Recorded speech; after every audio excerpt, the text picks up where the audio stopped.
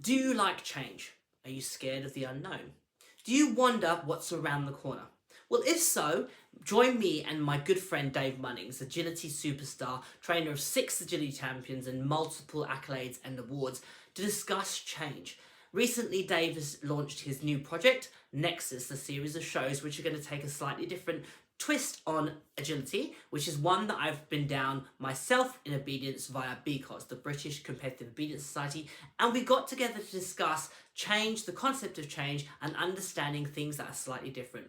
Join me on today's episode of Lifting All Ships.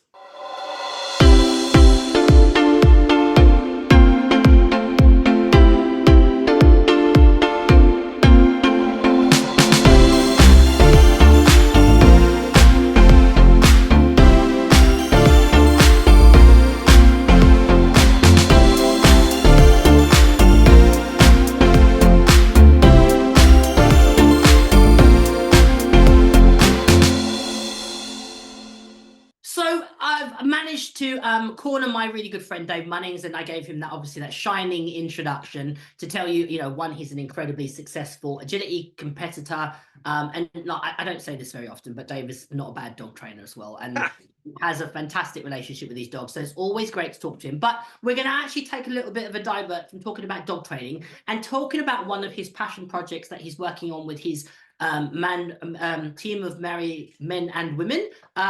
And creating a new concept in agility shows, Nexus. And I thought this would be a great conversation because it's a path that I've had in creating the BCOS, or the British Competitive Obedience Society, which was essentially a breakaway organization from conventional shows. And I just thought it'd be a really great conversation to have with Dave as he starts that process about the thinking behind it, the whys, the strengths, the weaknesses, what made them come to the decision, and essentially talking about change. Often people are reluctant to embrace change and things that are perceived as different. And I'd say that's something that, let's talk about it. So welcome, Dave. As always good to have you here. Yeah, How are thanks you? for having me. That's I'm right. good. I'm all good. Busy. As always, not this week, but generally pretty busy. Yeah, training that 40, training her morning, noon, and Oh, night. every day. Every day. At least 4 times. Yeah. God, And twice on Christmas. should be wild if I didn't train her 4 times a day. This is a joke, everyone. It's a joking. Exactly, we're jesting, but yeah. But so let's just drive straight in then. So you've been putting a lot of stuff on social media about your latest project, which is Nexus, which is a new series of shows, a new organization that you have created along with Neil Ellis. Who else is involved in it, Dave? No, just me and Neil. Mm. We asked our other Love the Lines presenters if they wanted in, but they were just too busy. Martin already runs multiple businesses, apparently, doesn't have time. He's out. He thought we were in some sort of Dragon's Den or something. I'm out. So Martin was out, and now he probably regrets it because it's quite exciting. But yeah, no, just me and Neil for now. Okay. And how did the actual, literally, how did the concept come about then? Well, it came about from the Love the Lines we were doing. We were going to shows. We weren't running half our courses because the courses just weren't really very safe for our dogs. And it's not like we didn't like the courses. For us, it's the safety for our dogs. That's what we're really trying to get at. Everyone thinks, oh, it's just because they don't like the courses. It's not that. I run plenty of courses I personally don't love and wouldn't set up myself, as long as they are safe for the dogs.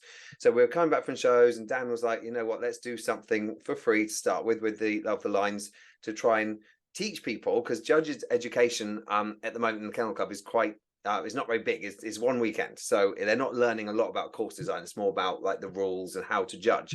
So no one's really teaching course design to that level in this country at the moment for the Kennel Club. So that's why we started Love the Lines, and then from then we just progressed and realized, Love the Lines itself really wasn't enough, and it was just a natural progression from that to think, what we need to set, if we want to really change agility in this country and change course design in this country, we're going to have to set up our own organization, because it's the only possible way forward. So that's kind of how it started, and now we're just trying to get going. Yeah. Are you saying it was my little favorite dandy's idea? Are you saying he was the genius behind this? The initial idea of Love the Lines, yes, he's quite good at coming up with ideas. Not that boy, I tell you. He's a But then bloody he was out as well. Yeah, I know your little favorite, little genius, Dan. Yeah. So from again, small acorns grow big trees, which is the the mantra that we have at BCOS.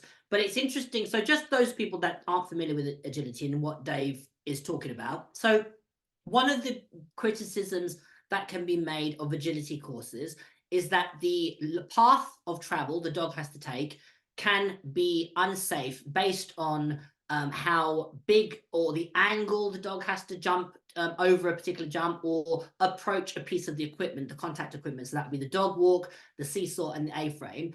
If the preceding jump creates an angle when the dog lands that is awkward for the dog, that then creates an element of risk and danger. So think of it logically. If your dog has to run in a straight line, it's far safer than it has to turn 90 degrees as it's running, because there's a possibility that the energy is going to take them off course, and that is putting your dogs physically at risk from injury. And obviously agility shows are primarily conducted outside. And obviously you have to factor in, the surfaces that they run on. Some obviously abroad they run on different surfaces, AstroTurf and horse arenas. But generally speaking, in the UK, we primarily run outside, or people in Chile run outside. And there is always factors to consider. So Dave, essentially what him and his friends were frustrated with was the frequency of courses that they felt would potentially compromise or jeopardize their dog's safety. Yeah. I think that anybody would understand and relate to that. So I mean, the thing to say, those of you that may not be familiar with Dave has been incredibly successful in agility for a really long period of time. I mean, he's Getting old. the oldest time. I mean, him, Noah, and Jesus, all around the same time. We're basically all the same person. Same person, yeah. Well, not that far, but yeah, Dave has been doing agility a long time, and he's incredibly successful in it. I suppose the question is, so Dave, to be honest, if it isn't broken and you've won, you've made up 5 champions, you've won every major event in the country. Sorry. Get it right. Get it right. Hang on, this stuff. Sorry, I bow to you. Yeah. 6, and very tactfully, they're all emblazoned behind Dave's head because he doesn't like to mention it at all. Oh, they are actually. That's just 4 of them now. But on a serious note, like, you've been successful. You are successful. If it isn't broken, why are you trying to fix it? Well, agility has progressed. It's changed. It's faster. It's the dogs have got faster. And we just don't train those tighter, older style courses these days. Like in the old days, I wouldn't complain about a course because that is what we trained. That our dogs were a bit slower because of that. And, we obviously me and my friends are going abroad a lot, and we're trying to do well internationally as well. And our dogs just weren't prepared. A few years ago, our dogs were not prepared for the courses we see internationally, which are way more fun and safe for the dogs because they're on flowier lines. There's not sharp angles. They're not having to do short distances where they have to try and bounce jump, which half the dogs can't do. It destroys their backs and their spines trying to flick themselves inside out to get over jumps.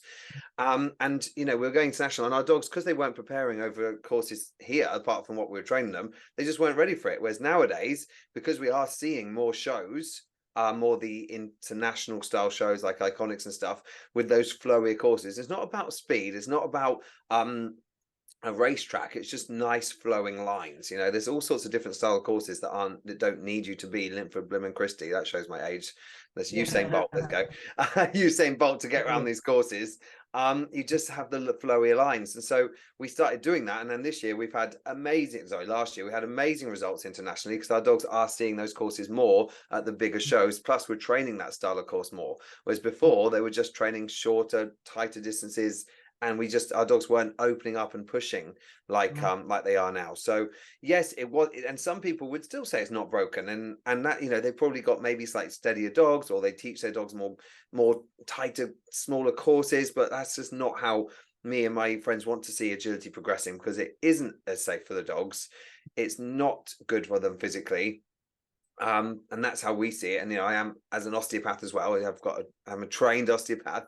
I do understand how the dog's bodies work, and all that twisting and turning and flicking their ass up over their heads, it's just not nice to see. And it's teaching them to go slower because of it, because they're worried about hurting themselves. But you get quite a few dogs now that don't slow down because those courses, because they're just that kind of mentality. And so they're trying to do these tighter, more horrible courses, more twisty turny courses at full speed, and a max velocity, and they're just going to hurt and injure themselves. The amount of wings that are being taken out, jumps that are being crashed into, tunnels that are moving all over the place because they're not bagged or pegged properly.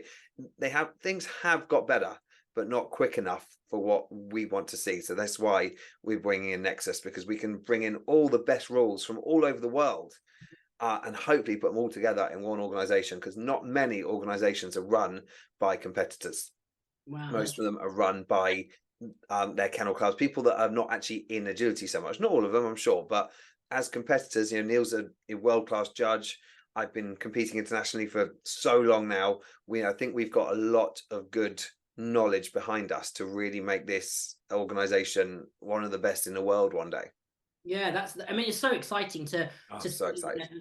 The beginnings of something that could be incredible. Just on that note, so there's a couple of things I just want to get your thoughts on. So you mentioned about courses of old, and like you look back now, probably, to be truthful, because I think somebody shared recently a course, and it was a course from, I can't remember when it was. Yeah, Amanda, I think. Yeah, and you were, there was a little bit of banter about, gosh, wow, look at that course now in comparison. So the dog that really does spring to mind that it would be interesting to hear your thought on would be Dobby. So Dobby obviously was Dobby was an absolute, I don't even say the word tunnel now because he'd be barking from the grave, God love him. He was his box will be going crazy downstairs. Yeah, exactly. He was an absolute superstar agility dog. So a dog called Gunran Mr. T. Mystery. He was absolutely just phenomenal dog. And he had everything. He was just incredible, an incredible dog, lovely dog in every way. But he had to be retired really early. He was an agility champion by that point multiple times. He'd won Olympiad, won Crufts, incredibly successful. But was it 6 that you retired him, or 5? I think we're coming up 7, 6.5, I'd say probably was. But I started noticing signs when he was early 6s, definitely. Okay, and like looking back now with a more informed perspective, would you say that was to do with the lines that he had to jump? And the things that I trained him, my understanding of how the dog's body, and I was doing my osteopathy course whilst he was kind of retiring. So the things I know now and the things I see that he had to do early on, I just would never do that with my dogs now. And I might say the same now in another 20 years time. I just don't know. But I think we have so much more knowledge on physiotherapy, osteopathy, chiropractic now. We understand the dog's bodies and how they work so much better now over agility equipment. And the things I did back then, I just would never do now. I do think the courses he had to do, they were so tight.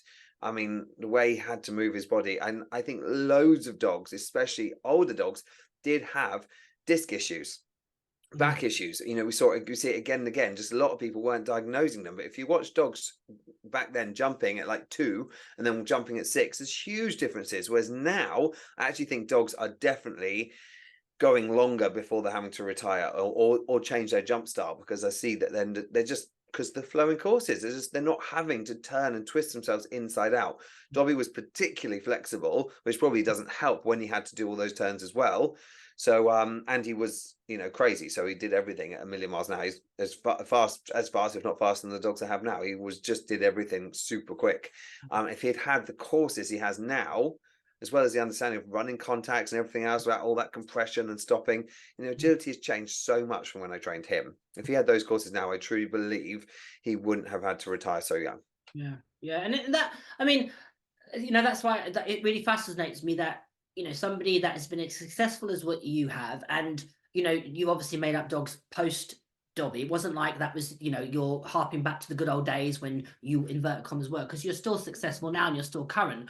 It's really I think that really does speak a lot to having a level of bravery, because you're starting a new venture, and you're it's interesting talking to you because obviously you're competitive at a world championship level, but yet you're still striving and pushing yourself, which is what I think the gap that you probably saw. So just to give people some insight then, when you first took your dogs abroad, what was the major differences, for example, when you ran your dogs like Dobby and Boss and who would it have been, Billy? At that, what was the big things that you saw that were different then? Be honest, to start with, when we went abroad, the course designs were very similar. The equipment wasn't as good. The course designs were similar, if not worse in some ways. They had bounce grids as combinations in the courses. It was just the same. But all of a sudden, European, they just shot ahead of us. And UK just got stuck in what we were doing. I think UK have very much have of the opinion that they are just not the best is the wrong word, but what they're doing is fine. Lots of people don't want change, and the UK is probably the biggest agility in the country, in the world, like the amount of people that do it. Sorry. And it's just so many of them are stuck in their ways. They don't want change. They see these new courses and they just think they're going to have to be, 20 years old, be able to sprint around everything million miles an hour. That's not the case. You look at some of the people winning abroad, they're not athletes. Athletes, that sound that weird, really weird. Athletes, they're just people that train their dogs so well. If they're not super fit and super fast, they train their dogs better. It's not about being super fast and having to sprint around the courses like a lunatic. Obviously that can help in some respects, but it's about training your dogs better and your dogs having nice lines. So something we're going to do, especially at Nexus, is have all our courses are going to be assessed. But we're going to train our judges to start with. We're then going to assess every course, which won't just be, yeah, it's okay. We're going to really look into it, but it's not just me and Neil assessing. We're going to pay lots of different people to assess at each show, because we don't want all the courses to be mine and Neil's courses. We want a big variety of courses. We're not going to change what the judges are doing. We want them to have their own style, but we just want safe lines. Slightly bigger distances. Our distances are a bit bigger than than UK and some other countries. We want them to be able to open up. Doesn't mean that say all the distances will be maximum. There's some, they can still go minimum distance if the judges want to, but only safe lines. Like you wouldn't have a massive distance to a sudden short distance. That's when you're going to get issues, and judges don't understand that. These are the kind of little things we want to try and train people. If you're going to have straight lines, you're going to have extended distances, because the dogs are going to jump a bit longer each time and not having to suddenly put in a tiny stride or try and bounce, flick themselves upside down, or crash through the jump. Little things like this. We're going to teach them how dogs turn around corners. They motorbike around corners. They don't just land and go straight. They curve around corners. So instead of having a jump at an awkward angle, just push it out a little bit. There's just lots of little changes that we can make that will make courses so much nicer. And obviously entries onto contacts, etc. And we're not saying we'll never get an injury or an accident. It's agility. End of the day, dogs are running super fast, but level of risk. We're just trying to decrease the likelihood of issues arising. That's all we're trying to say. We're just a safe course design, training our judges very thoroughly, and just hopefully making it all a little bit more fun for competitors and their dogs. Yeah, I mean, obviously, Neil was involved with Neil Ellis, Dave's really good friend, really nice guy. He was involved with creating Iconics, which is a series of shows up in, is it Staffordshire or in Dallas? No, it's only just down the road from here. So it's about 40, about an hour from you. So Dave's in Oxford, so that neck of the woods. And they were so well received. So that was probably a little bit of the inspiration behind the concept. So, and again, to give people that are listening, to give you a bit of an idea. So Neil Ellis and a group of friends of his created a series of shows called the Iconic Shows, and they're still going on, which they hired in a really great venue. It's the Dallas, is it the Dallas Polo Club? Polo Club, yeah. Polo Club. And they, one second. They put on these shows again with big open courses, had music in the background, created a bit of atmosphere, put a little bit more, I suppose, made it a little bit more of a spectator event. Just jazzed it up a little bit. Jazzed it up. And it would, and that would be, whilst that happens at probably some of the bigger events like Olympia and Crufts, it probably isn't standard practice at your Joe Average show. And Iconics took that baton and really run with it. And again, just to parallel back to BCOS. So BCOS had a similar creation. People that were disgruntled or frustrated, I should probably the better way, with the current system that was in place. And it was really, the frustration was not necessarily about the format per se. There was that element to it. It was really feeling like, as the competitor, as the people that are in the grassroots, we weren't being listened to. Like there was frustration from the grassroots upwards, and the chain of command to have any change happen was so slow, and it was so bureaucratic and so I suppose congested, that nothing that the grassroots competitors wanted was actually bearing fruit. So, you know, myself and a group of like-minded people, you know, somewhat out of frustration went, you know, why don't we, initially we were going to actually create a union to sort of like, you know, champion the good cause. And I was like, I'm not sure if that's for me. I said, but I think what I could do is, I think would be great if we put on a show to show what the potential of what Yeah. our sport could be. And we did a little bit, what we hired a decent venue. We jazzed it up a little bit, just simple things. And it was so well received that it then gathered momentum. And obviously now, you know, 10 years later, we're in, you know, we have numerous shows, etc., and they're really well supported. But again, I suppose like you, there was loads of people that went, oh my God, this is incredible. But there was a massive amount of criticism for what we were doing. And I suppose it's ironic, I said to you before we had the interview, like that if you just change the words from agility jump to heel work position, it's almost exactly the same dialogue. And I think the big thing is, and really why I wanted to have this conversation with Dave, was what do you think it is about people's fear of different or fear of change? What do you think why do you think that happens? I think they're scared that, one, they're not going to be maybe as good as they already are, or they're not going to be able to do it. I think so many people thought that before they went to Iconics. They were like, I'm not entering an audition. Then all of a sudden they enter one and they're like, oh, okay, we get it now. Like, and even then, that's still in Kennel Club rules. So Nexus rules are going to be even more inclusive, I think. Just to allow people even to have even more fun, because actually Kennel Club courses have to ring size. If you want to do 40 meters one way, you have to do 30 to another. So the ring sizes are humongous, whereas we're going to have like 20 by 40, so more narrow and long. So actually won't be such big rings as what you will have at a general Kennel Club show if you're trying to make the rings bigger. But yeah, I think they're just so worried about not being able to do it, or they feel like maybe they haven't trained for that or something like that. But I think they realize how much more the dogs enjoy it when they actually try and run these courses. I go to an Iconic show and I can completely mess up a run and still come out loving it. And that's what everyone says. As I go to a Kennel Club show, well, not all of them, obviously I'm generalizing, a normal show, and I come out and think, even if I had a brilliant run, I think, oh, just didn't really enjoy it. The dog didn't enjoy it. I didn't enjoy it. It is everything about a show. You're taking away all the fancy stuff, all the music, all the nice venues. It all comes down to course design. If I go to an awful venue, obviously I wouldn't run on bad ground, but let's say just a venue that's hard to get to, no music, smaller rings, but the course is brilliant, I still love it. Like, it's all about the course design. And that's what we're all about, is trying to give people the best course design, as well as giving them lots of things to work for. You know, with finals, we've got loads of different leagues. We've got so many cool things. Something cool we're doing is like handler achievements, because we don't do that in any other agility organization. I don't think, maybe some other countries do, but we're going to give, basically, if people win a class, they get points. First to third, they get points in any height. So it's all about the human, and they're going to get to a certain number of points. They're going to get titles. So eventually they reach maybe 1,000 points, which is going to be the top title. So they're going to be able to have titles for humans, because right now, even though it sounds so arrogant, I've got 6 agility champions. I've got nothing to show for that I've done that myself. Like, I don't. You know, that's a real thing. It's like, at one point there was talk about. It's the same in obedience. There's several people that have won. I think the record at the moment, it might be 11 obedience champions, and yeah, that's amazing. And there's definitely, I think there might be somebody with 10 and a dual champion. Yeah, that's crazy. There is, and like one person's won Crufts.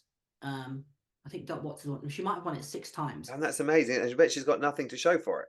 And there should be, and the thing is, you kind of go, like in other sports, there's a recognition of that level of success, and it's not for everybody, but we almost want to celebrate, you know, those momentous achievements, because I think for me, it's about seeing what is possible and what you can aspire to.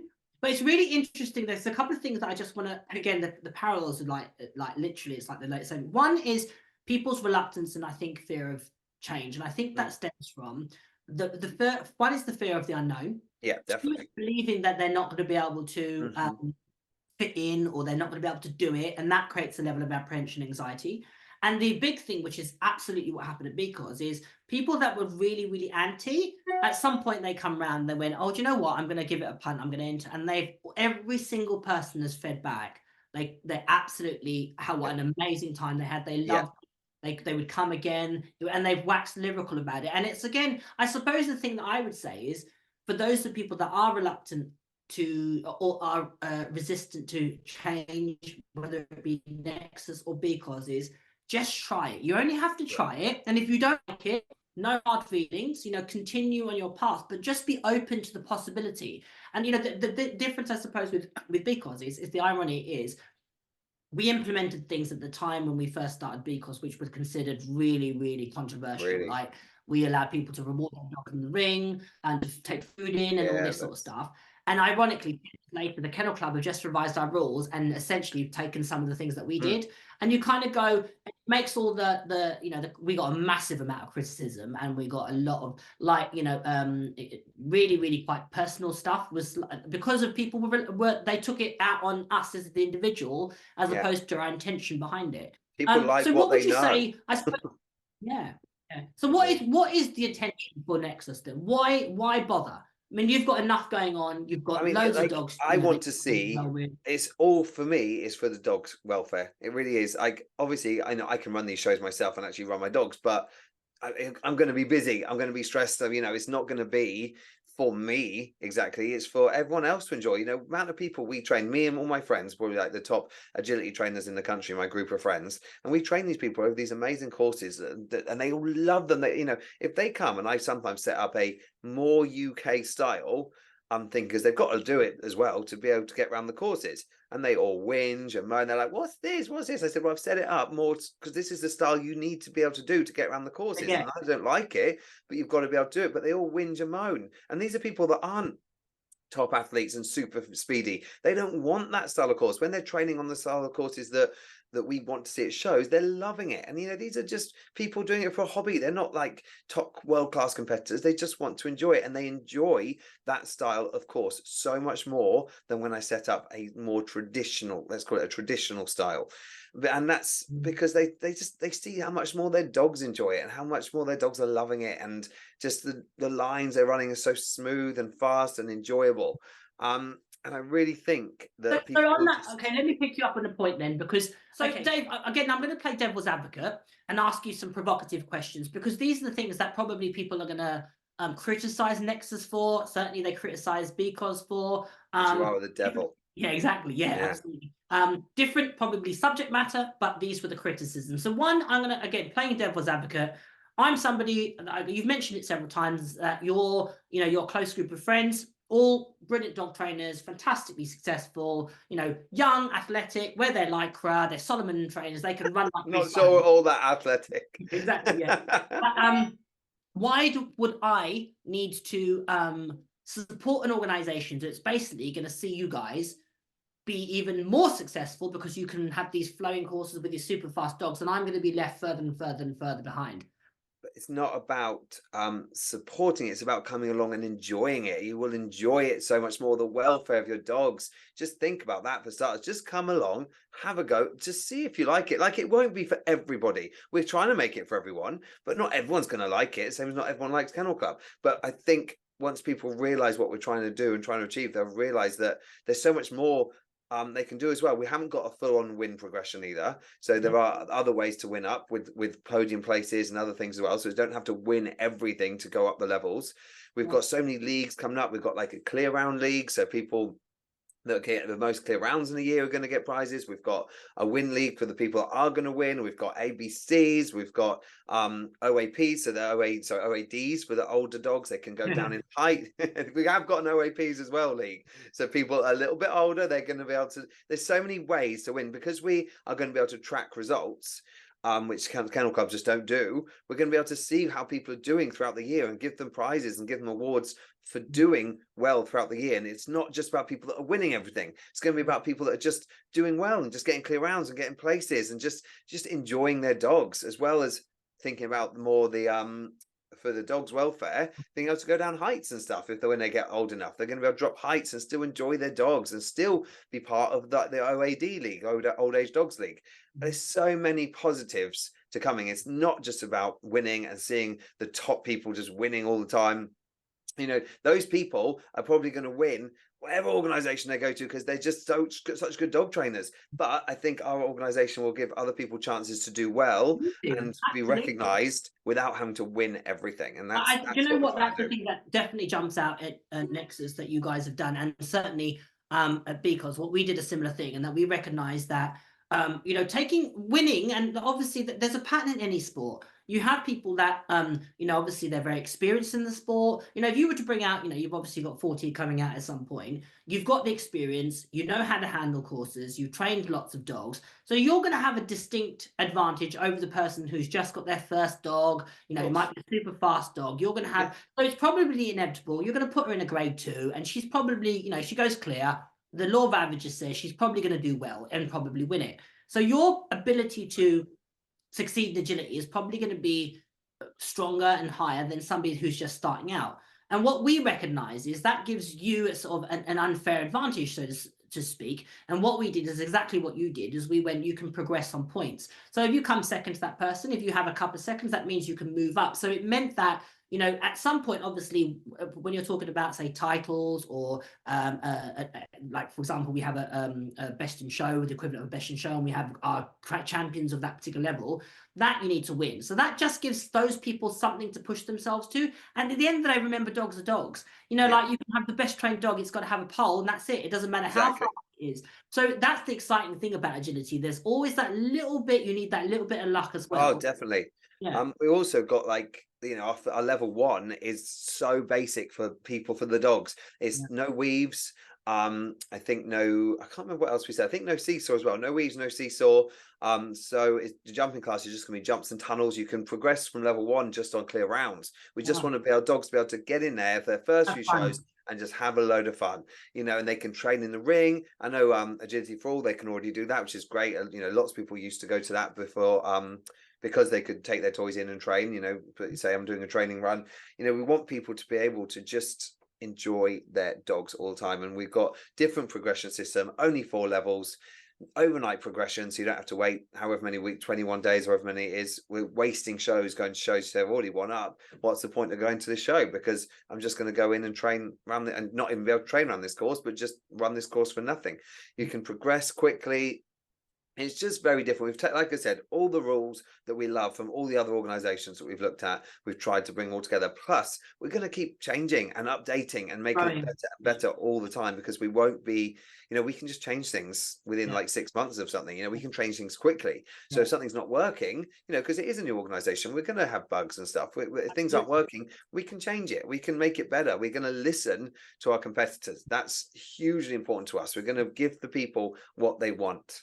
And that's a massive thing where we really scored it, because in that we were able to implement change like that. So, you know, we have our BCOS supporters, our members. If we conduct a vote on, you know, on Facebook or social media platform, and boom, it's done. The changes are made. And I think that's one of the strengths in this type of organization, is the fluidity for the grassroots competitors to reach at the people in a position of influence. So again, another devil's advocate question.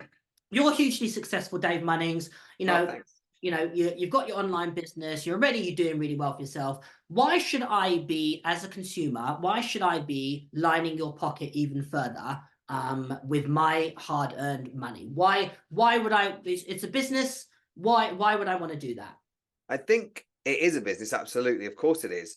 We have not started this. Our initial point of starting this was not to earn money. Like, it really, really wasn't. Our first initial thoughts were nothing about money. All that Love the Lines and stuff we did, it was for free to start with. It was all about helping judges and competitors get nicer courses for their dogs. And that's why we started this. Obviously, money's going to come into it, because we're putting our whole lives and souls into this business, into this organization, sorry, which is a business. But our initial thought was for the dogs. And we're, you know, to start with, we have no idea if this is going to make money. We're putting our you know, all our everything on the line for this. It could completely fail for all we know. We're obviously hoping not, but we don't know how it's going to do. But we've put everything into it, and we've not done it as our main focus was not to earn money. It really isn't. We're putting so much into it, so much money into it as well. Our main focus was to improve agility in the UK and take it into a more modern way of seeing it. That is what our main focus is, and that truly is. If you know me and Neil, we're so passionate about what we do. And money, you know, we both earn money doing other things anyway. You know, it's not been about money for this. Obviously, it will make money, I'm sure, if it takes off, but that was not our initial focus. So at the end of the day, people don't have to come and give us their money. There's other organizations out there they can go and do, but I truly believe people will love it. I truly believe it. the thing to say to you, Dave, and I think this is a real culture within dog sports and dog organizations, in that the concept of people earning money from this industry, dog sports, for a long time was a really dirty word. In that, It really was. how it used to be, like, you and I joined the local dog club where you paid your £2.50 and you went on, you paid your yearly membership, and it was perceived as, you know, it was like you were doing your bit for the community, and it would become, even going to a judge, it was like an act of contributing to the sport. And I think that we need to make peace with the fact that things have changed. And I said, there's nothing wrong from people, you know, if they run a show, why not earn some money from it, which they can then buy good equipment, they can reinvest into their learning, they can go on great courses. For me, and that's one of the things that we did at BCOS, because there was a lot of criticism when we created BCOS that it was, you know, me making money, and, you know, I was stealing people's stuff, and it was literally they were attacking myself, and there was a couple of other of us. They were really like making like we were stealing people's money, and it was really, really horrible. And when you look at it and you go, a new business, you're lucky to break even in the first, you know, couple of years. It's all, if you measure up, bearing in mind your first show with Nexus is not going to be until 2025, is it? Yeah. You know, so you're talking 18 months worth of work. And that first show, you will probably have to fund largely to get any, you know, to cover your cost. If you think of documenting, well, we know we could get 10 entries. Exactly. You know, like if you documented 18 months worth of work to then go and to, it just doesn't correlate. If I think of all the time that we've, as our team has put into because it's unequivocal.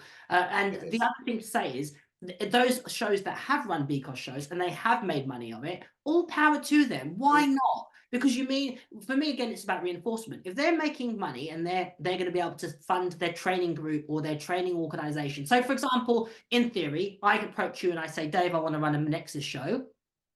Forgive me if I understand this wrong.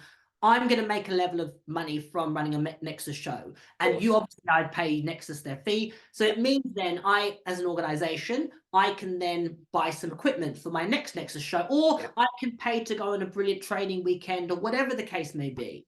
Why? I don't understand why that's, people really struggle with that. I don't have a problem with it. I never had a problem with people making money. If they're putting on a good show and putting all that money into it, so what if they make some money? I've never had a problem with people making money from doing something good. It's when they make money from doing a crap job, then you think, oh my God, how will they actually make any money? But when people are putting everything into it and trying to make it as good as possible, great that they're making money. Good on them. Everyone's got to make money somehow in life. You know, and the thing is to say, it's like, if you're like, as an organization, that money that you're is going to go into having people that can look at courses and training. Well, that's not all. Somebody's got to pay. We're putting a lot of money back into it. Like we're going to pay our judges. You know, the big thing in the UK is people, judges are giving up their day for free. You can't ask them to do this. You can't tell them to change their courses. Well, we are going to be paying our judges. So basically we're employing them as such, as you know, they're working for themselves, but we're employing them. So we can, if we don't like their courses, we can say, you know what, that's unsafe. We need to change that without them getting shitty with us and upset with us and being, oh, well, I put all my time into this. That's a huge thing in UK agility at the moment. So by doing that, yes, our entry fees are going to be a little bit higher, not a huge amount. We're keeping it as low as possible for everyone. But we are going to do it. What will a one run generally cost? We don't know. We don't know exactly yet, but most runs in the UK are now £5 to £6. So we're going to be, you know, not maybe £1 or £2 more than that. Because we've got to pay our judges, we've got to pay people to assess the courses. We're having the best venues, which are more expensive. You know, we're not just going to be going into a farmer's field with crappy ground. You know, we want proper safe ground for the dogs. We're putting sorry, Jim, I have to interrupt you on that point, because we have the same criticism, and there's a couple of points that I would suppose that would absolutely relate to Nexus. One is, as you've said, you know, where in no other sport could you get like, let's say if you want to go to the cinema, you try going to the cinema for £5, it ain't going to happen, right? No. So you're talking a leisure activity is now, you've got to think of a reasonable amount of money that you're going to pay, whether it's going to cinema, if you want to go and have a meal out, even if you want to just get a takeaway, it's not going to be £5. I hate to break the bad news. That's the first thing. Second thing is that money, as you say, it's going to go into improving the quality of the equipment. It's going to, the venues are going to be better, which is one of the things that we did, you know, so that people meant that the quality they're receiving. Yeah. So therefore, the people that are going to glean from it are the actual consumer, the customers that are experiencing. It's very much quality over quantity with us. We're not just going to allow everybody to run Nexus shows for us. We're going to be very picky with who we take. We're going to be at every initial show people run to make sure it's run exactly as we want it. We're going to assess all the venues that people come up with. You know, we really are putting everything into this. I'll probably eventually, if it takes off, I will probably end up teaching a lot less and doing this more, which is kind of the way I want to go now. I want to improve agility in the UK, and just teaching alone isn't doing that to a big enough extent. I really want to make agility different, and make a difference in agility, and this is the only way I see of doing it. But we are, yes, we might be a tiny bit more expensive than some other organizations, I mean a tiny bit, but it really will show in what we're going to be giving back to everyone. Okay, another devil's advocate question then. So, you know, there was a little bit there. You've obviously had people that have absolutely like said they cannot wait for Nexus, but you've had people criticize it for also saying, one is there's already a divide in agility and you're now going to make that wedge even bigger. So what would you say to that point? Is there a divide? I mean, I think at the end of the day, people can just choose what organization they want to go to. It just gives people another option. Like, it's not creating a divide. If anything, it will create less stress. Option. Yeah, it will create less stress at regular shows, because you won't get the people there whinging.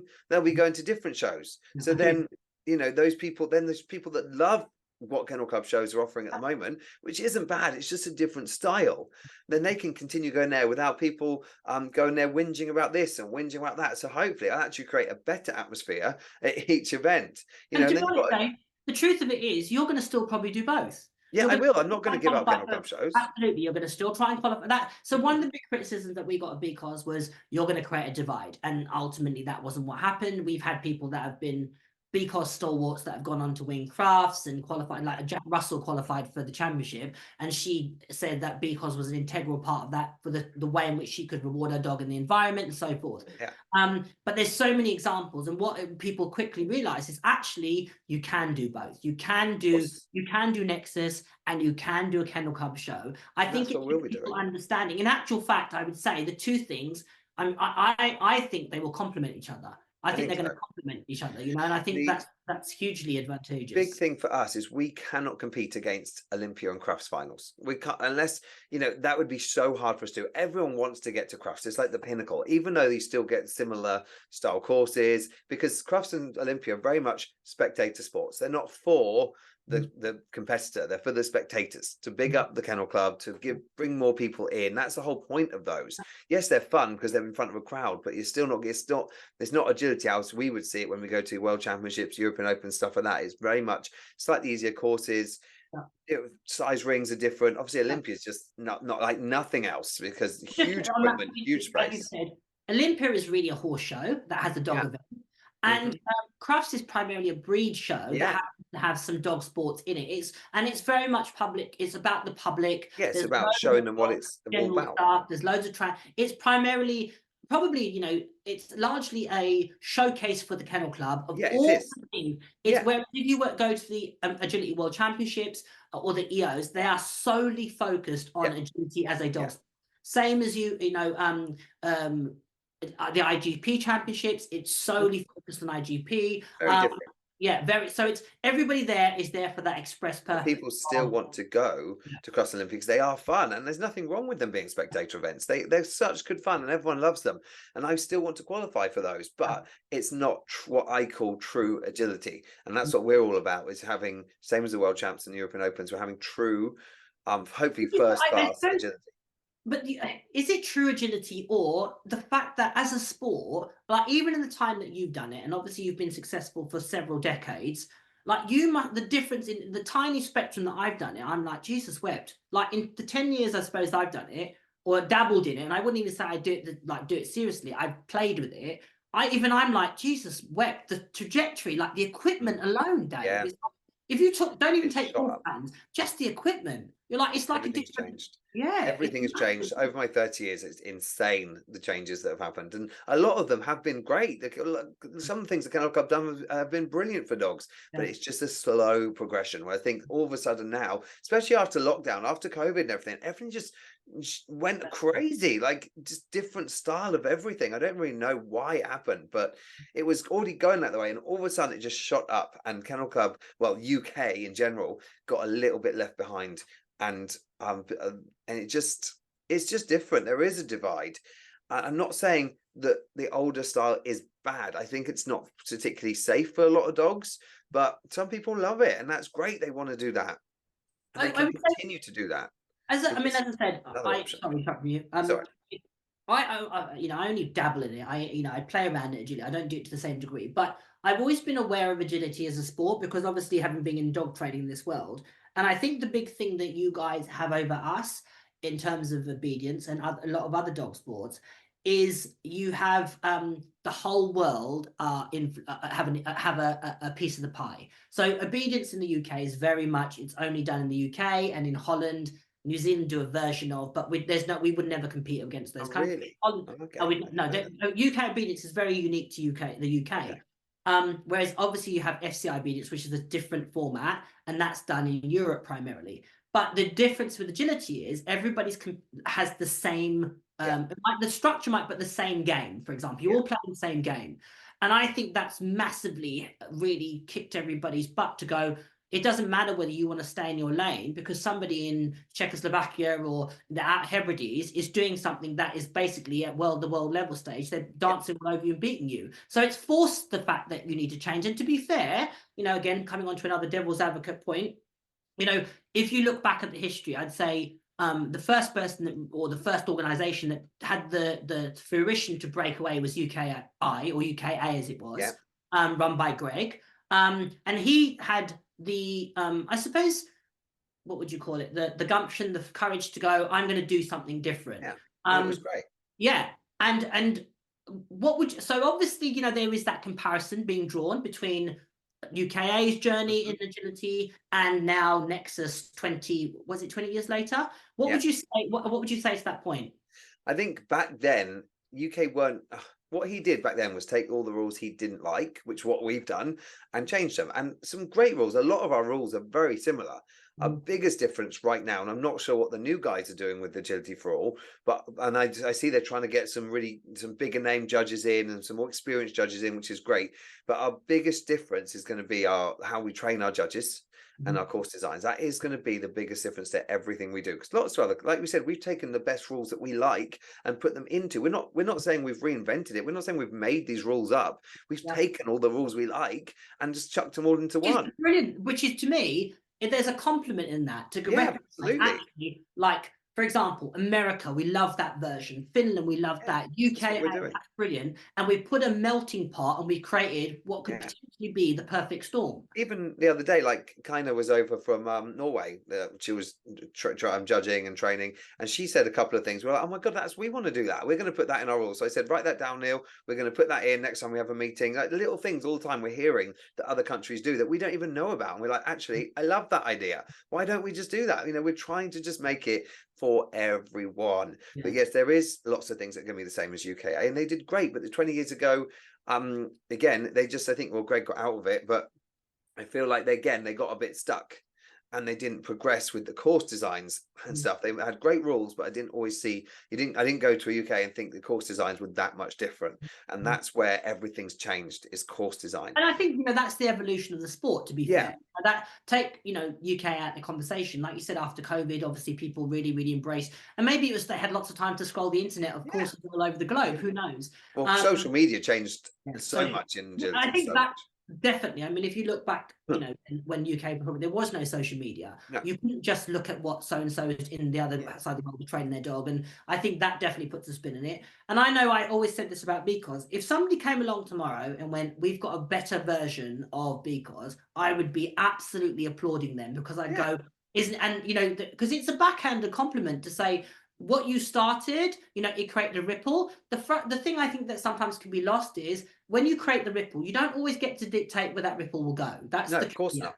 You know, you can't dictate to me, oh, well, you're okay to take my ideas, but you have to, it doesn't work like that. And I think, I know in our experience, I know there was things that happened before us that definitely created a ripple, and that ripple ended up with creating BCOS and now Nexus. But you can't own where the ripple ends up. That's not how it works. Well, that's what I was saying. Like with Greg, if Greg had never started up UKA, would we have even considered starting up our own organisation? But because it's already been done, it definitely made and courage to go. Yeah, do you know what we could? And I don't then, know if we would have done them otherwise. Like it yeah, and I showed it think, could be done, and we and I thought, think the why thing can't is, we do it? sorry, No, sorry, carry on. no, no, it's okay. Go on. I said, well, why can't we do it as well? Yeah. Greg, I think just, he obviously went to America. It's huge in America, UK. They love it over there. I don't know if it's much different to how it was in UK. I don't know why UK didn't work as well. I think again, people want to get to Cross and Olympia. It's huge. They don't have those big finals abroad to get to. So everyone wants to do those. They always try and go to Kennel Club stuff to get to those. But we need to find a way to make people want to come to our shows just as much as that. But like I said, people will still do both, like they do in America. But UKI is huge in America. Whether I don't know how big we're going to get. People from all over the world are asking to run shows for us already. We haven't even put our rules and regulations out yet. People are upset all over the world with their kennel clubs and how their organization is being run. They want and they like the stuff we're putting out. So I don't know if we're going to go massively international. I don't know if it's going to be massive here. I don't know. We're just going to do our thing, keep going, see how people like it, put our all into it, and just see where it goes. We've got plans that we'd love to do, but I don't know how It's it'll so, work. it's so exciting, and I think, as I said, if you're really truly passionate about a sport, you want to see it grow, despite or irrespective of you. And I think Yeah. sometimes we can all get a little bit like, feel a bit protective and a bit like it's my, my toy. I'm not going to share it with everybody. And I think for me, the beauty is actually allowing it to blossom beyond you. So I think that's one of the things, the potential brilliant things of Nexus is that people can, there is an opportunity to develop the sport as a whole. Maybe give, as you said, I think the big thing that, and I've said this to you in a private conversation, the big thing that might go against you is the golden carrot of crufts. And I think that's one of the things that, it's a big thing. I think that, people are so, as you never mentioned it much, but you're 6 champions, the ones that, 4 that behind you, but that's such a draw, isn't it? It is. Well, getting to Crufts, winning the tickets, getting to Crufts, people want that so much. We can have our own championship thing, but we're not going to have a Crufts. We'll have a final, but it's not going to be a Crufts. We could never replicate a Crufts like a Crufts. How could we put a show on like that? It's impossible. So that is always going to be hard. And we're, making sure our first year we're not going to be clashing with championship shows, etc., because we know the top people will want to go there. But I think a lot of the grassroots people have got to realize it's not easy to get to Crufts. I personally now would much rather go to. I've been to an iconic show where there's been a champ show on because I personally want to run courses I love. I've got to that point and everyone goes, well, you've been to Crufts, you've won it, you've done that. And now I'm sure that plays a part in it. But right now, how I feel, I want to run courses that I'm enjoying. I want to enjoy my dogs. Yes, I want to go to Crufts. Yes, I want to go to Olympia. But if there's a choice, what would I rather do right now? And right now, I'd rather prepare my dogs for more international events, which means I want to be running that style of course, not going to a more a Kennel Club show that's more traditional and running courses that aren't going to suit me and my dogs. So I think that, and the big thing is, you said, Dave, you mentioned it before. It's more about, those courses are going to be from a welfare point of view, going to keep your dog safer. I mean, Filty is going to be a great. I'm scared to bring her out with the courses that she might have. And Nerd, they're so he struggles. Yeah, he's such a big, and even in commotion, you look back and you think, oh yeah, I think it broke him. I truly believe doing UK courses with him, because I tried to train him more international style, and he then just couldn't do the courses, and I think that was a big part of his downfall. And and I'm not saying it's easy to design courses with great lines. It really isn't. I'm saying it's the training these judges are receiving is not enough. That's why we want to train our judges. We're putting a huge course out to train people and trying to help them, and also helping our judges. When they're first judge, we're going to have people there help set the courses up, assessing their courses, everything. There's so much support for our judges, and that is the biggest difference, because it's not their fault. It's really hard. I don't even like drawing courses on paper, until I get there and actually put it on the ground. That's when I see the lines better. But even people that are judging that I think are experienced still don't always see the lines. I think coming from a horsey background definitely helps you see, because you're riding the horse, you understand how they turn and the line they take to something. People that have also done a lot of ball sports see lines well, because they see the trajectory of how a ball goes. So some people can just see lines and other people just can't see it. It's very hard to teach it. And the thing is, but you have to start somewhere with education. And one of the things that we do is we review all the rounds that are submitted at BCOS. So just Same as what we were going to do. that they obviously follow our rules, and there's nothing in there that whilst we don't, if somebody wants to have a round that's more traditional, as long as it's under our rules and regulations, there's no problem. That's the thing. As long as it's safe, we will allow it. Of course. Yeah. That's our biggest thing. So tell me some of the things. Obviously, you've put a load of posts out on social media outlining some of the things that you're implementing into Nexus to help, and you've been really, really vocal. So you've mentioned a couple of them. One is having a league for old age dogs, so they can still compete later in their golden years. Yeah. Training and education of judges. That's a massive, massive thing that I think is going to really help people, and just I think will just raise the quality and standard of what is possible. You've also mentioned, which is one is controversial. So having female dogs compete in seasons. So why have you done that in Nexus? I just feel like it's so unfair on female dogs, when I just think it happens all over the world. There's female dogs in season competing, and there's no issues from it. I think obviously I've had the timeouts, Dan's had timeouts, and sometimes you go to a show and they are a little bit more sniffy, they distracted. But I think if they did it all the time, they would just become more used to it, and it's better because people go to shows anyway with bitches in season. I know it happens, everyone knows it happens, but at least if it's out in the open, it will be, everyone will know about it. These dogs will have pants on unless they're competing or toileting. They're going to be, there's lots of things we're going to do to make it safer. We're going to have different queuing areas. We're going to have this a new queuing, we haven't come up with it properly yet, but it's going to be slightly different queuing rules.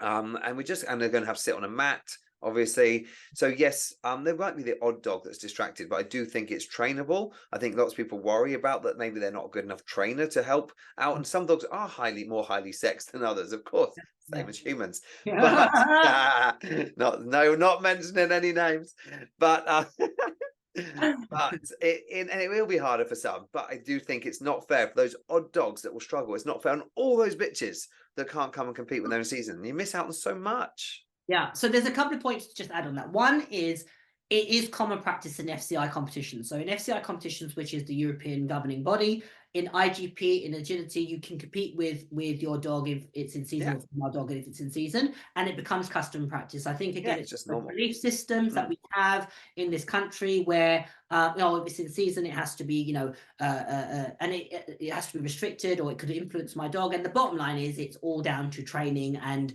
preparation and training a dog thoroughly. At the end of the day, you could have a dog over the local park in season. If your dog was to run across the main road to get that'd be a training issue. You'd have so it's the same thing. It's about just basically embracing training. So that's something that is going to be very controversial in terms of people that are obedient stalwarts are going to be thinking, oh my God. So you can obviously take rewards in the ring in Nexus. You can reward if you're not only with toys though, no food. So why not food? I just think it will, and again, it's a training issue, but I don't think it needs food. I think most agility dogs are trained with toys. Not all, but I would say that's a controversial one. So let's just say, like I have a dog that goes, I don't know, it has some, I don't know, it can't physically tug, but it loves a tidbit. It loves a sausage, Dave, right? And I want to do agility with it. Why can I'll take? I want to do net competition. Bearing in mind you've just had a bitch run in that ring. Yeah, the other dogs could sniff. Yeah, no, I totally understand. Why can't I take a sausage in the ring, Dave? This is something that we will listen to our competitors about, because if I want to take a sausage in the ring, Dave. Of course you bloody do. You want a sausage everywhere. But, you can't have a sausage everywhere. You can't. It's not fair, I know, but you can't. The problem is if people take the wrong, like we would have to be very strict about what style of food. Like, is it crumbly food? Is it just a sausage is generally not very crumbly. But if they get crumbly cheese, there could be bits everywhere. Just because a bitch is running season, it doesn't mean there's going to be drips of food of blood, horrible, but everywhere. But there is going to be food. There could be food all over the entire ring. I think I'm going to just say off topic. I think that's a really, really weak argument, Dave. Do you? Yeah, I think that's a weak argument. If I think you're allowing, and I've got no issues with the bitches in season. I have no qualms about that. I might not obviously live with my male dogs, live with bitches in season. I don't, make any. Obviously, then they're full standing heat. It's a little bit more challenging, but I expect them to still listen and And I think that to then say I can do agility with my bitch in season with your entire male, but if I take my little bit of cheese and You've also got to look at numbers as well. I get your point completely, and I do understand the argument, but you also got every dog can sniff. It's very, you'll only get a few entire males that are going to be distracted by a bitch. But what if I have a dog that's like, what if I have a dog that's I would say, to me, I would say the pull of a female dog in season is way, way, way stronger, because I know my dogs would eat you out of house and home, but if one of my girls is in full standing heat, they'll go, I'm not eating. No, So I it's a good argument. You know, when we did that rule, we just said no food. But see, I think, to be personal, I think that's a fallout. That's a trade. Sorry. Yeah, no, I agree with Casey shows, because Casey shows obviously a long time. We're still stuck in that mentality as well. Shit. Yeah. Because if you're truthful, the reason why, I mean, I don't know the ins and outs of it. I never had the conversation, but my original belief is UK was created because they wanted to take a toy in the ring, and that was frowned upon in Casey shows. So the inspiration for it was really about rewarding the dog in the ring. So it meant that the performance could be better, blah blah. And now the irony is that you've said, yeah, you can absolutely take a toy. I totally agree with you. And you kind of go, if you're going to allow me to take my female dog in full heat, why can't somebody else take? And I agree with you. I totally agree with you. And it really hadn't been a big thing we'd been thinking about. We just thought no food, because that's just assumed that would be what most people want. But it is a weak argument when you got the bitch in season argument. If I got a load of food, scattered it on the floor, and you said to 40, even at her age, do your weaves or do a tunnel, she wouldn't give a monkey's. No, of course she wouldn't. No, because you'd have trained it. And even Boost, you'd expect, if I went. Okay, I would say this though. Because I teach a lot, dogs regularly stop and sniff the floor for food, regularly, especially spaniels. But I've never, in all the years I've been teaching, with entire males and female dogs, had a dog stop and run off to go and have sex with a female. Never had it. But I've had dogs, like pretty much every training day I do, there'll be one spaniel, especially a spaniel, that will run off and try and find a bit of sausage. But I've never had an entire male stop and sniff for bitching. I would put money on it, Dave. If you went out tomorrow and got a spaniel, your spaniel wouldn't do that. No, it wouldn't. Smack its bum. For me, I suppose the thing is, my feeling, which is what I've always said about BCOS, is we allow. So just to give you that insight, we allow people to take food in the ring. They can throw a treat. They can have a chicken wing and wrap it around on the floor. And I tell you now, and this was a big quiz. Oh, food's going to be a thing. It's going to nobody ever. That's very interesting. And we primarily have our shows in fan schools. So if there was going to be, like, they can literally throw food on the floor, and nobody's dog has ever had an issue with that. That we've had feedback and gone, oh, my dog was distracted by the sausage. So that's just the bishop. You know what I mean? It's only you who would be distracted by the sausage. Yeah, exactly. Yeah. I just find it's just interesting, because I think, to be honest, it's all of us have that little bit of the kennel clubby type, whether we know it or not. It's what we've done for so long, Dave. And I agree. I do, and it's definitely something I'm going to talk to Neil about. And maybe we trial it. Like I said, we can change rules, so we could trial it and see how it goes. This just could be a lot. If like, for example, if you were running, it doesn't matter with a breed. If you were running your dog and it went in the middle of the weeds and went, oh, there's a burger van over there, you would be mortified, and you'd be going, I need to train that dog better. Yeah. So I think, for me, it's a little bit of again, no, I do get your point. I didn't realize of course you guys would allow food in the rings. Just as in Katie shows they don't, but we do as people. Yeah. That's definitely an interesting talking point, and I totally get your argument about it. And I don't have a very strong argument, apart from the fact that, from experience, more dogs sniff for, I've seen more dogs sniff for food than sniff for bitches. No. Definitely, that is my experience. I've never ever had an entire male run off to a bitch in season on a train day, or even stop to sniff where the bitches have been. Never had it. I had a lot of dogs sniff. Again, it's one of those things. That's what I like about this medium, Dave, is because, like, I'm not saying you're going to do it, but I'm going, you're accessible. Like, I'm the same. So people can feed back stuff to me. Yeah. Like, I think this. And we can go, I can't make a decision on my own. I need to speak to the other people on our team, and we need to consult with our community. But you know what? We'll discuss it. Let's see if that works. If people knew that might be the case, maybe people would actually train better to avoid it. At the moment, they know there's not going to be going to be food on the floor. So I think people don't bother training their dogs. I mean, the amount of people, this is a real bugbear when I try a bit of a training thing. that their dogs are sniffing. And instead of stopping them sniffing, they go, "Oh, go on, just find it then, find it then." They Oh, allow them to find the bloody food, and then they get rewarded for finding the food. It drives me yeah, up the right. bloody wall. Yeah. You know, it wouldn't be allowed in my household. They'd be like, "No, I'm telling you to Do something. listen, bloody Yeah. listen, and I'm going to be way more fun than that bloody sniff on the floor." Yeah. So Yeah. that drives me around. I think if people knew that could be the case, Yeah. they would actually maybe train harder to Yeah. not allow their dogs to do that. Yeah. So I think if it was obviously out there, there could be, because there could be food. People could drop food in the ring anyway, by accident. But then So, there's no, to me, the argument is, well, what if you're eating something outside the ring and you drop a crumb outside? well, exactly. Why don't they run off to that? Yeah. Yeah, no, well, some do. That's the problem. But we've got very strict rules as well about dogs running out of rings to chase other dogs. Oh, so okay. So tell me, because that's obviously really, really topical at the moment in agility as a community.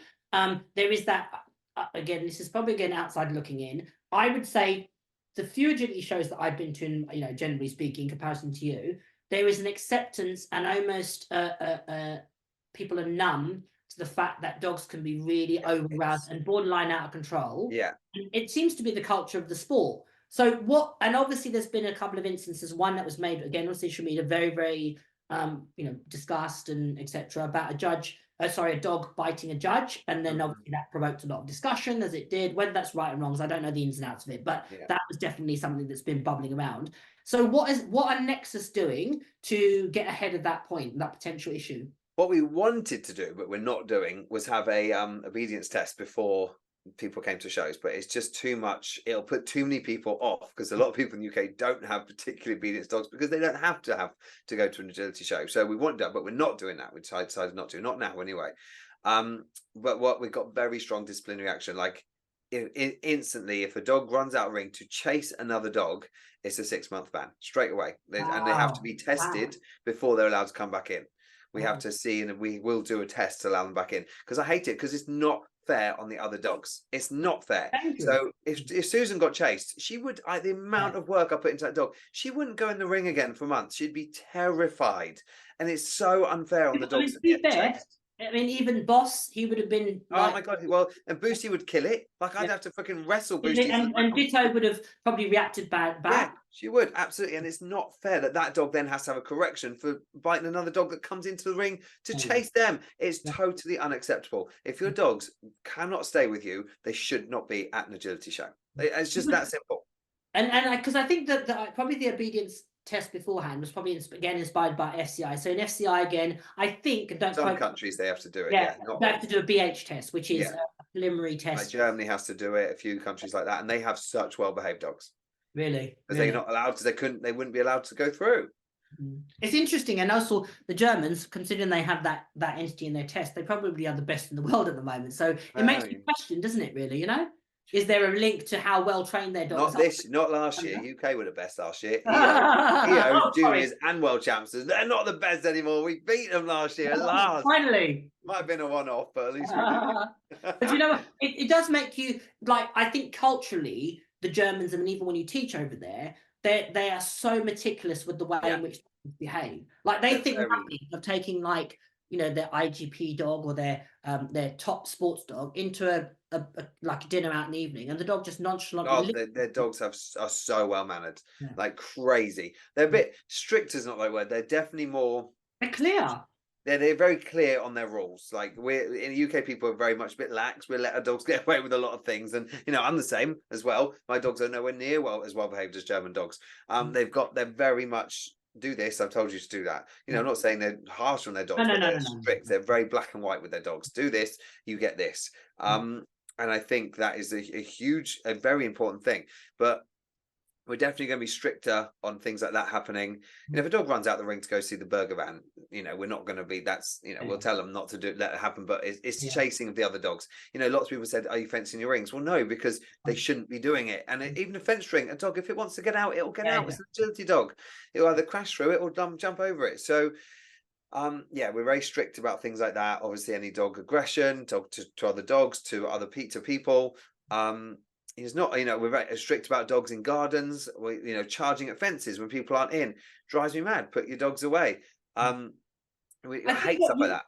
The thing that really does, you know, I think is great is the fact that potentially culturally you're going to shift people's thinking about agility in this country. Because as I said, as an observer, you know, I would walk, and it was always my other breed. So if I took my collies through the car park, no problem. If I took another breed of dog, the dogs would go absolutely ballistic every single time, because I think it was all different, and it would throw. Susan's terrified. She won't walk. She hates walking through the past gardens because she's terrified of a dog. And I can tell instantly if she's been scared. If a dog charges out at her, I know she's not going to run the same. It's so unacceptable. When people sit in their garden, watch their dogs do it, and do nothing. Well, I had one, I can't remember the show, because Unacceptable. where a dog literally, it was punch came over the line, luckily, and the person was still in their motorhome. And then nonchalantly went, I was like, oh, and I caught the dog, and I was thinking, this is the wrong dog to do this to. So I like cajoled it back over the thing, and I'm like, they were just oblivious to it. And then went, oh well, let me put the dog in the van, sorry. And it's frustrating. At least they got an apology. Most time you don't. No, they didn't. They didn't say sorry. That's okay. No, they didn't do anything. No, that sounds about right. Good for you. So it drives me, and I get getting rageful just thinking about it. It's not fair on the dogs that get scared. It's so unfair on them. So yeah, we are going to have slightly stricter rules about things like that. You know, we're not going to stop dogs being crazy around the rings, as long as they're not upsetting other dogs, you know, and they're not acting aggressively towards other dogs. You know, Susan, I was at a show, you know, when she was quite young, and a dog jumped out and nipped her. And the person didn't even realize it was on the end of the lead, lunging around the place. My dogs do that, but they would never. I know they're not considering going for another dog. And the one dog I've got that is an arsehole with other dogs is completely under control. Because I know I wouldn't ever risk. I'm always on edge, looking around, making sure no one's going to come over, or you know, he's got a toy in his mouth all the time. I'm on edge with Susan, worrying someone's going to come over and get her, because that just breaks her. She can't cope with it, and it's so unfair. And I know so many dogs like that.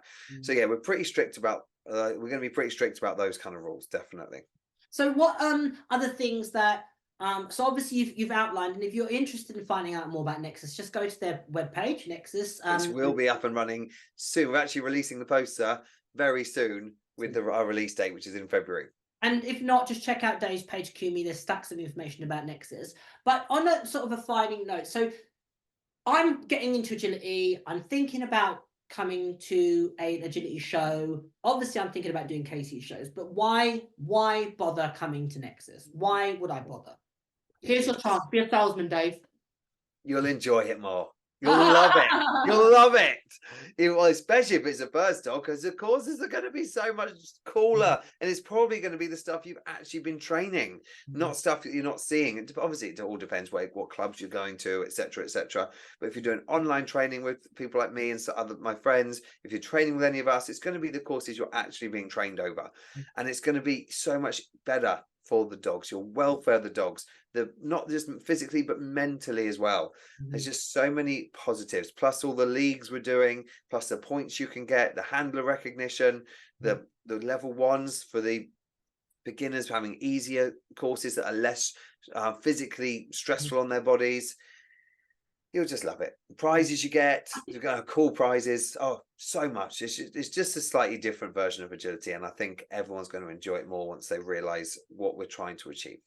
Do you know what really has come through from this conversation is, one is how passionate you are about the agility even after all this time, which in itself, I mean, I'm being deadly serious. Like, even after, to have that level of passion and love for it is really admirable. I do love it. I love it. Yeah, you really do, and it comes across. Second thing is how, whilst I understand that courses and lines and etc., you know, you're going to be successful irrespective of the course, because you have been. But I think the big thing that comes across is how the dog's welfare is actually at the forefront of your mind above all of this.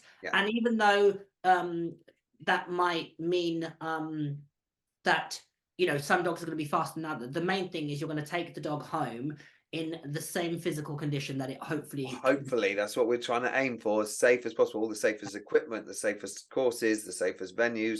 You know, the amount of times we've gone home and our dogs have been slightly stiff because the ground has been so bad, we just don't enter those shows anymore. So we're trying our hardest to make it as safe as possible. Agility in general isn't safe. Like, the dogs are going crazy fast over equipment, you know, but we need to be able to make it as safe as we possibly can, and that's what we're trying to achieve. Yeah, I think that's really what's come across. And the big thing I think that I hope people take from this conversation is that Nexus doesn't want to be elitist. It doesn't want to be for a certain type of person or a certain type of handler or a certain type of dog. It is inclusive. There is something for everybody, which is exactly what happened with BCOS. There is something for everybody. you know, Dave and myself are passionate about the sports that we do, and with the reason behind our creation of these things, which, to be honest, it was a lot of additional work. You know, it's not like where I'm driving around in a Lamborghini provided by BCOS I and neither wish. is Dave. It's more the fact that we love dog training, we love dogs, Yeah. and we're passionate about people enjoying what the sport has done for us as individuals. And I'd say, you know, the sport has been really great. The sports I've done has been really, really great to me. The people that I hold nearest, dearest come from those sports, and same for you. You know, like all your agility family you talk about. I mean, the sport has been good to you in loads of ways, and it's our way of making those sports hopefully prosper beyond us, really, and go, you know what, when I'm a distant memory and everybody's waxing lyrical about Dave and his 27 champions, you know, you still want the sport to be there and other people to have what we've taken and gained from it, you know. And Yeah, I I think want this to go on. I don't want it to end with us. I want it to just progress and get bigger and bigger and bigger. I'm so excited about it. I really am.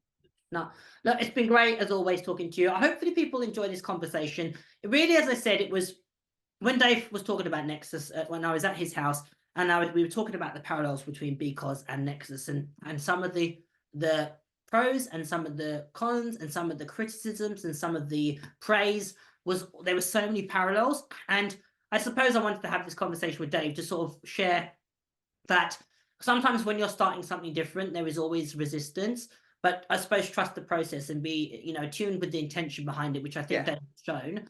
And, you know, who knows where it could go in 10 years? You know, hopefully the hope is that the wider sport looks at Nexus and goes, wow, what a great idea. How about we blend what we do? Who knows, really? You know, We're not trying to take it over from the other organizations. There's room for everyone. We're just trying to give people a different another option. option. So they can see it and see if they might prefer it, they might not. It's just another option. There's enough people and enough agility to go around for everyone. Absolutely. Now, thank you as always. If you've enjoyed this conversation, hit like and subscribe to be part of the Lifting All Ships. But from me, from Dave, see you later. Bye.